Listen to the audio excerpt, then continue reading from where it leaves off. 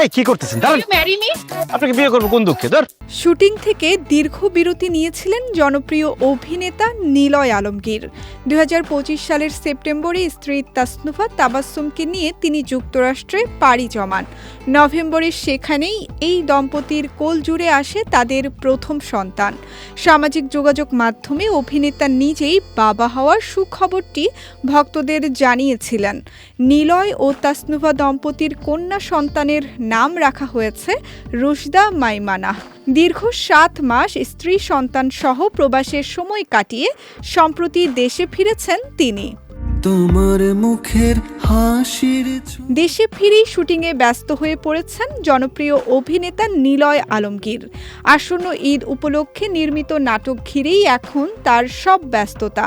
নাটকটি পরিচালনা করছেন নাজমুল রনি এবং এর চিত্রনাট্য লিখেছেন অনামিকা মণ্ডল। যদিও নাটকটির নাম এখনও চূড়ান্ত হয়নি, তবে ঢাকার উত্তরায় ইতিমধ্যে এর দৃশ্য ধারণের কাজ শুরু হয়েছে। পরিচালক নাজমুল রনি বলেন, নিলয় ভাইয়ের নাটকের আলাদা একটি দর্শক শ্রেণী রয়েছে। আমরা গল্পের মধ্য দিয়ে কমেডির পাশাপাশি একটি সামাজিক বার্তা দেওয়ার চেষ্টা করেছি।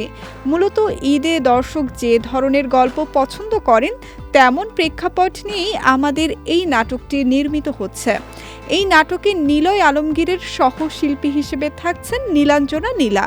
যদিও তাদের দুজনকে সচরাচর পর্দায় জুটি হিসেবে খুব একটা দেখা যায় না, তবে এই নতুন সমীকরণ দর্শকদের জন্য বাড়তি আকর্ষণ হবে। এদিকে এই নাটকটির কাজ শেষ করেই অভিনেতা নিলয় আলমগীর টানা আরও 2টি নাটকের শুটিংয়ে অংশ নেবেন। সেই নাটক দুটিতে নিলয়ের বিপরীতে দেখা যাবে ছোট পর্দার জনপ্রিয় মুখ জান্নাতুল সুমাইয়া হিমিকে। নিলয় হিমি জুটি বর্তমানে দর্শকদের কাছে বেশ জনপ্রিয় ও সমাদৃত।